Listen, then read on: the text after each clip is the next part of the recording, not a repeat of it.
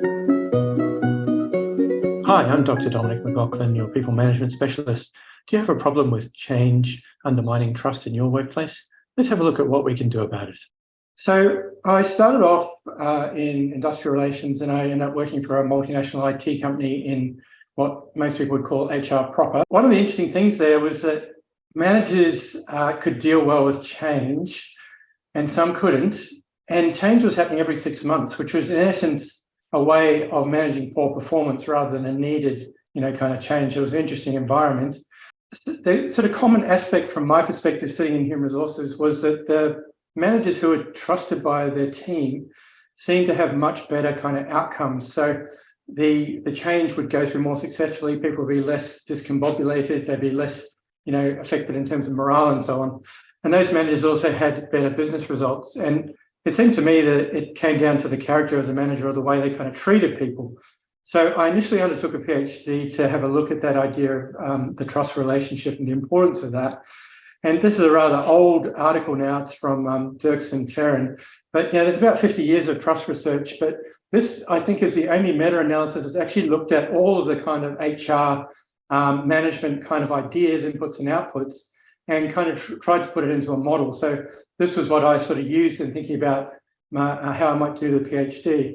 And the two things I found really interesting based on my experience were that trust was based partly on the inferences being drawn about the character of the leader, and then the confidence in the character of the leader for the trust, and then the outcomes that most organizations are looking for. So things on the right-hand side are mostly typical HR type outcomes that organizations are seeking. So that's sort of where my interest was, this area of the character of the leader and the trust that resulted, and then the outcomes that resulted. The other interesting thing, just in passing, is that they also talked about there's a difference between trusting my manager or my leader and trusting the organizational leadership. So I might trust my leader but not the bosses, or I might trust the organization but not my boss. So there's another interesting sort of element there to trust. And of course, you can deal with trust from a psychological point of view, from a kind of the economists have game theory, which they sort of look at trust in that context. There's a lot of different ways of thinking about trust. So in the PhD, I looked specifically at the character of the manager. This is looking at their direct manager, and did least squares, path modeling. And the interesting thing here is the two underlined ones, and that is the character of the manager predicted over 20% of the disclosure that people would make to their manager, and close to 50% of the reliance on that manager. So that very much squared with what was Dirks and Ferrin was saying, that character was actually a really important part of building trust. That was very interesting to see. So I guess one of the things that also prompted me to kind of continue this on after I finished the PhD was to say, well, there's a lot of managers out there who kind of subscribe a bit more to the Machiavelli approach. I think treating people poorly and just sort of getting ahead and sort of move on to your next job before they catch up with you kind of thing. And there's an argument to say that, some of the lack of engagement we see these days and some of the quiet quitting, struggle for attention and so on, might be an opportunity to change things because we're currently short of skilled employees. Maybe there's an opportunity to kind of point to perhaps a better way. And I think also the move to more human-centered leadership, and some of these movements are also helpful just in terms of a broad movement to treat people a little bit better. So I wanted to try and show particularly new or aspiring managers that there was evidence to say that, managing people well, or managing people properly and not sort of using them and sort of treating them poorly just to get ahead, that there was evidence to support that. And I didn't think that most of those people are going to be reading an academic explanation. So I wanted to try and think about how they could look at their character and just improve on a little bit at a time. Hence the 5 minutes a day. I mean, obviously you can't do a lot in 5 minutes a day, but if you do 5 minutes every day, you can do quite a lot over time. So I wanted to look at some examples of what this means in practice, and wanted to ensure that the book was based on evidence.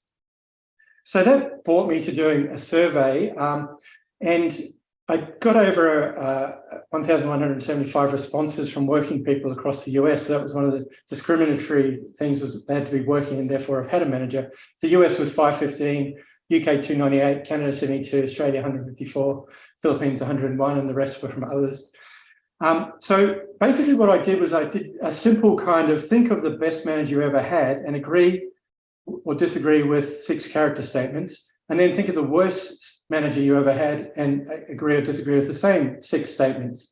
But what I was particularly interested in and what I think the greatest richness was actually in the open-ended answers, which sort of talked a bit more about why they answered that way. So in terms of the straight kind of summary of the results, so these are the statements that they were agreeing or disagreeing to.